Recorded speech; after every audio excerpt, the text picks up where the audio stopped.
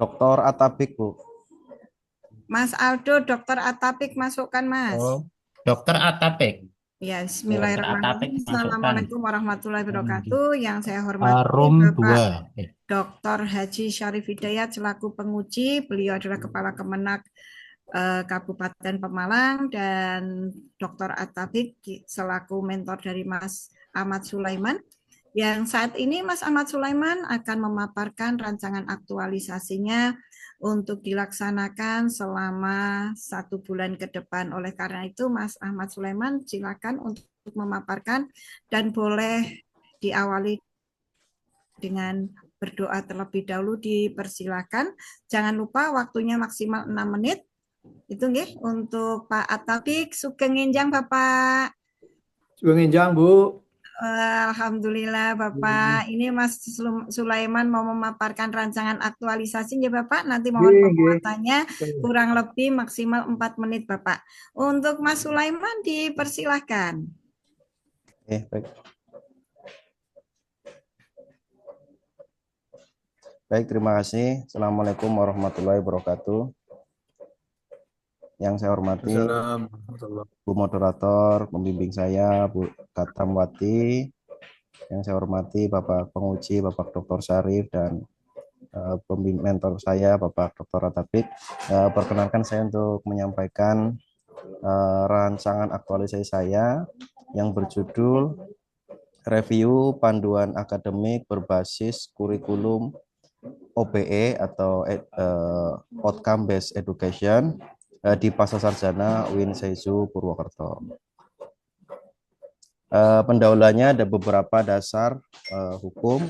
Yang pertama Undang-Undang Nomor 20 Tahun 2023 tentang Sistem Pendidikan Nasional, dan intinya yang paling menukik berkaitan dengan ini adalah peraturan Menteri Agama, peraturan Menteri Pendidikan, Kebudayaan, Riset dan Teknologi mengenai penjaminan mutu di pendidikan tinggi, yang itu mendorong lahirnya atau kewajiban kampus untuk menerapkan kurikulum OBE. Kesenjangan yang ada adalah bahwa universitas telah menetapkan kurikulum OBE di tahun ini, namun buku panduan akademik belum direvisi. Itu kesenjangannya. Kemudian deskripsi organisasi. Visi kami adalah unggul, progresif, dan integratif dalam pengembangan multidisiplin ilmu dan teknologi dan seni di Asia Tenggara. Kemudian memiliki beberapa misi, yang mana ini akan menjadi bagian dari nilai-nilai yang diperhatikan dalam kegiatan-kegiatan pemecahan masalah nanti. Dalam pengamatan kami selama di sini ada beberapa masalah, ada 5 masalah yang kami lihat, yaitu belum adanya revisi panduan akademik berbasis kurikulum OBE, terus Islamic Studies Journal masih belum terakreditasi SINTA dan ada kemandekan penerbitan 2 edisi.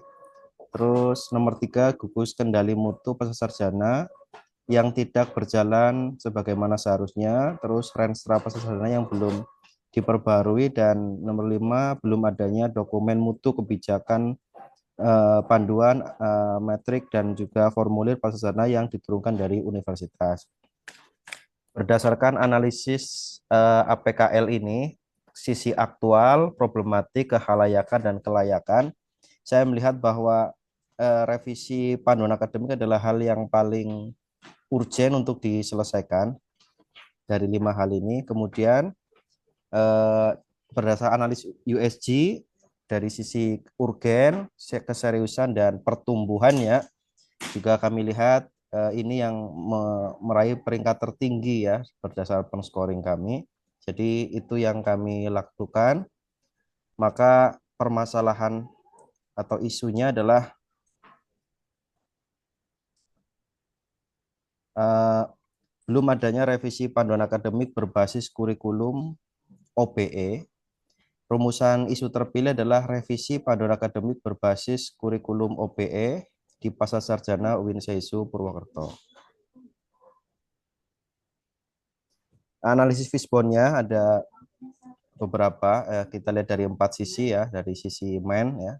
Penyusunan buku panduan akademik bukan oleh pejabat peserta sarjana, terus tidak ada tim khusus yang dibentuk. Dari sisi metode, penulisan kurikulum di panduan akademik merujuk pada dokumen kurikulum prodi di pasca sarjana. Terus tidak adanya timeline penyelesaian buku panduan akademik. Materialnya, dokumen kurikulum prodi masih diragukan isinya, ada beberapa hal yang masih salah secara isi. Terus kurangnya dukungan anggaran dari sisi Mas, lingkungan. mungkin ke anu aja matriknya Oke, kegiatan. siap. Jadi langsung ke keterkaitan dengan, jadi yang kami lakukan adalah pertama melakukan perencanaan serta berkonsultasi dengan pihak terkait, maksudnya mentor dan pembimbing dan pejabat pasca sarjana ya. Ini berkaitan dengan nilai akuntabel. Lalu yang kedua adalah melakukan kajian literatur mengenai kebijakan akademik berbasis kurikulum OBE. Ini berkaitan dengan nilai loyalitas terhadap regulasi agar tidak sewenang-wenang. Terus selanjutnya melakukan telaah terhadap panduan akademik kurikulum merdeka dan mendiskusikan dengan Kaprodi dan atau Sekretaris Prodi terkait perubahan kurikulum yang terjadi. Ini berkaitan dengan nilai adaptif, kolaboratif, dan harmonis. Selanjutnya melakukan FGD pembahasan buku panduan akademik dengan reviewer eksternal. Ini berkaitan dengan nilai kompeten ya. Selanjutnya memohon direktur untuk mengesahkan panduan akademik. Ya, ini berkaitan dengan nilai harmonis, akuntabel, dan loyal. Lalu mensosialisasikan buku panduan akademik secara digital. Ya. Terus ini berkaitan dengan nilai berorientasi pelayanan. Lalu yang terakhir melakukan evaluasi dan pelaporan. Ini berkaitan dengan nilai akuntabel. Barangkali untuk langkah-langkahnya ini ada 7 minggu saya bagi. Yang pertama perencanaan dan konsultasi, ini minggu pertama. Minggu keduanya adalah kajian kebijakan. Minggu ketiga telaah panduan akademik kurikulum merdeka dan diskusi dengan para kaprodi. Terus nomor 4 review panduan akademik. Nomor 5 pengesahan direktur. Nomor 6 sosialisasi, dan minggu ketujuh adalah evaluasi dan pelaporan. Penutupnya atau kesimpulan kami adalah penguatan relevansi dan standarisasi akademik yang berkaitan dengan kurikulum yang telah berubah. Yang kedua berkaitan dengan diri saya sendiri adalah pengembangan kompetensi ASN dan budaya akademik adaptif. Terus yang ketiga adalah keterkaitan kuat dengan nilai-nilai ASN dan organisasi. Dan yang terakhir adalah kontribusi terhadap peningkatan kualitas pendidikan pasca sarjana. Demikian yang dapat saya sampaikan. Saya kembalikan ke Ibu Katam selaku moderator. Baik, terima kasih Mas Pak sekali nggih. Namun Pak Atapik, mohon maaf Bapak luar biasa ini mendapatkan CPNS para pemuda yang akan berkembang atau inovasi. Tapi mohon penguatannya Pak untuk inovasi yang akan dilakukan Mas Sulaiman. Dipersilakan Bapak. Terima kasih yang terhormat Ibu Sri Sukarni, Katam Watiningsi MPD, dan Bapak Sulaiman ya, Dr. Sulaiman.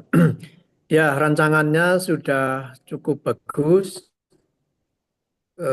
Kemarin juga sudah pernah diobrolin ya dengan saya. Saya mungkin bisa menambahkan sedikit kepada Pak Sulaiman ya, bahwa karena ini buku panduan berbasis kurikulum outcome based education, nanti mohon diberikan apa sih ya, apa semacam pembeda ya, pembeda antara panduan yang dulu dengan yang sekarang panduan yang berbasis OBE, karena pemberlakuan kurikulum OBE ini kan baru tahun ini ya, baru tahun ini, kemudian kebetulan panduannya belum sempat disusun sehingga kami masih menggunakan panduan lama dan alhamdulillah ini Pak Ahmad Sulaiman dengan bidikan yang tepat untuk menyelesaikan panduan akademik yang berbasis kurikulum outcome based education. Karena itu harapan saya panduan ini nanti akan bisa memberikan pencerahan apa sih perubahannya antara kurikulum berbasis OBE dengan yang tidak OBE. Tentu Pak Sulaiman sudah punya apa namanya skema yang akan dilakukan. Tapi overall apa yang ditemu Pak Sulaiman sangat kami apresiasi karena kami memang sedang membutuhkan buku panduan ini. Karena itu kepada Ibu pembimbing juga kami mohon bimbingannya untuk saudara kita Pak Sulaiman yang beliau dosen baru di pasca sarjana dan masih muda, bertalenta dan energinya masih full. Ya. Sehingga nanti kalau dibimbing bareng antara saya dengan Ibu Sri Sukarni, insya Allah akan melahirkan karya yang bagus. Saya kira itu saja dari saya, Ibu Sukarni. Terima kasih Bapak Atapik. Ini kemarin juga sebetulnya mau membuat panduan kelas internasional Bapak. Tapi saya bilang waktunya cukup nggak itu untuk kelas internasional. Ini alhamdulillah ini malah ada terobosan untuk menghadapi kurikulum yang baru ya Pak. Kurikulum Merdeka ini yang baru diberlakukan tahun ini.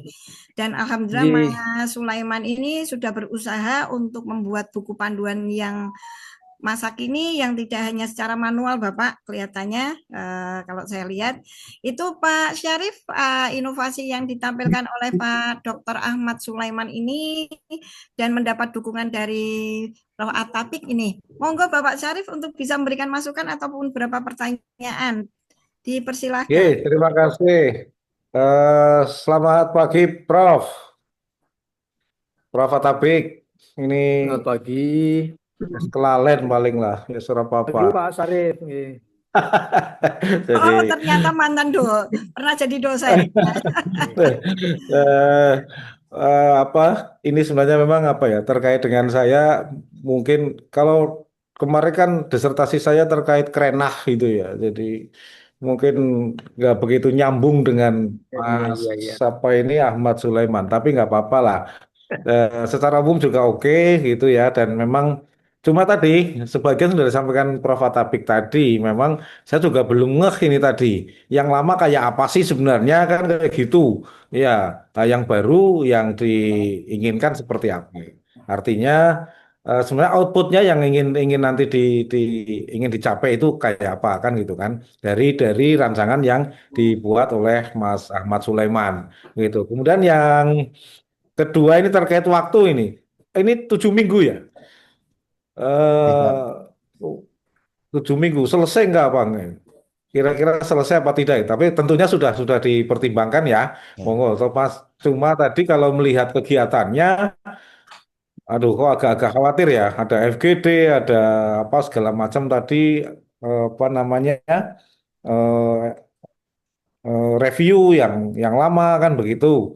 Ya ini ya semoga nanti bisa 7 minggu semoga bisa selesai lah harapannya itu. Dan sebenarnya memang kalau kita bicara perguruan tinggi, kemarin saya ditelepon Prof. Atapik terkait ditanya bagaimana setelah selesai dari Win Zaisu sekarang bekerja apa begitu dan seterusnya gitu kan. Nah ini ya itu saya sampai bilang masa masih nanya begitu saya gitu. Tetapi ya saya kira memang penting ya sekarang ini memang kegelisahan kita ya, mohon maaf mungkin tingkat pendidikan masyarakat kita memang sebagian juga masih rendah, tetapi jangan lupa yang pengangguran intelektual itu juga cukup luar biasa kan begitu di tengah masyarakat kita. Lah tentunya nanti ini bisa menjadi pedoman begitu Mas Ahmad Sulaiman, bagaimana UIN Zaisu nanti bisa apa namanya menghasilkan sarjana-sarjana yang tidak hanya kaya terkait keilmuan dan seterusnya, tetapi juga bisa langsung diaplikasikan di kehidupan masyarakat dan bisa menolong dirinya untuk hidup lebih apa ya di tengah masyarakat kan begitu. Mungkin itulah Bu Katam dan saya tadi sebenarnya pengen pengen ngerti tadi dulu kayak apa sih sebenarnya panduannya terus kemudian yang mau di ini seperti apa dan mungkin hanya itu warning aja waktunya mungkin semoga nanti bisa dilaksanakan. Oke, Terima begitu Bu kasih. Katam. Iya Pak Syarif, untuk before Oke. afternya besok Pak panjenengan Oh ingkang siap. di LA lagi. Oh gitu. Jadi Oh iya siap biar siap biar siap. Oke. ditapelkan before after Oke. saat ini Oke. beliaunya mau menjalankan apa namanya Oke. inovasinya. Prof, terima kasih Prof. Ternyata Pak Syarif pernah jadi mahasiswanya Prof. Jadi lebih Oh, itu mengenal penguji Prof saya Tabik. itu. Prof Tabik itu. Ya, Sehat-sehat sekali Prof. lagi, Pak. Selamat Mas Sulaiman, tapi perlu saya ingatkan terima ya kasih. Mas, apa yang nanti diminta Pak Syarif, semua kegiatan didokumentasikan biar kelihatan hasil before afternya dan hasil kemarin saya juga bilang begitu Pak Atabik sama Pak Syarif, Mas ini jenengan cukup enggak waktunya kan gitu. Namanya regulasi itu kebijakan yang perlu tanda tangan tidak hanya sekedar tapak asmo tapi perlu validasi, diverifikasi, validasi. Tapi alhamdulillah beliaunya sudah nyicil Pak Syarif, belum memulai sudah nyicil katanya. Terima kasih Prof. Kami mewakili Balai Diklat Keagamaan Semarang undur diri dan mohon maaf apabila pelayanan kurang berkenan di hati Prof. Tabik. Saya akhiri. Assalamualaikum warahmatullahi wabarakatuh, Prof. Waalaikumsalam warahmatullahi Matur nuwun Pak Syarif, Mas Sulaiman, selamat Pak selamat Syarif, menjalankan Pak aktualisasi. wabarakatuh. Semoga Pak waktunya. Atabik, Pak Syarif, Bu Katam. Prof. Terima Untuk kasih. selanjutnya yang ketiga Bu Irma.